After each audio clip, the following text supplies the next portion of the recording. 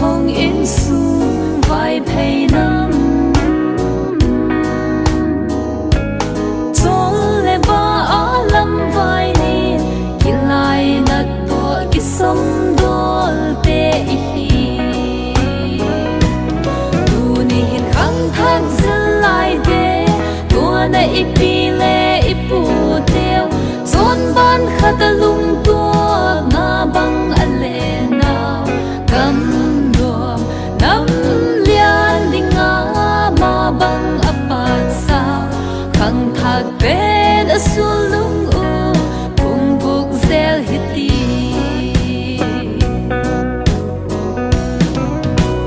su le va ham di dai in lom le vai hung ki hen ta u le pa gam leng vai tung te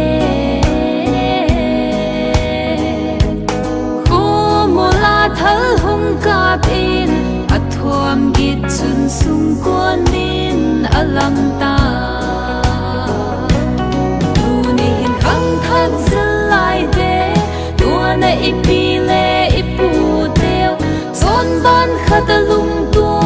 nga bang ale na kam do nam lian dinga ma bang apat sao khang thak be sulung u kung buk zel hiti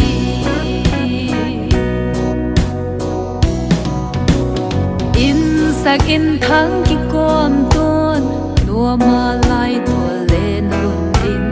tang a hun sam tai tang sam tu gon sa sep ding chom lo thupia gol chun ma banga ban khom ta tu ni hin khang thak zalai de tu na ipi le ipu teo chon ban khatalung to nga bang ale na kam do nam lian dinga ma bang apat sa khang thak ben asulung u kung buk zel hiti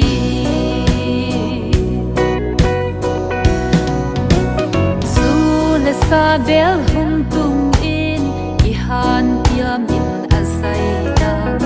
ahun oi pan tau lam phola lim ahala asap now asul nung in nung kit thu alel po tu ni hin khang thak zalai de tu na ipi le ipu teo chon ban khatalung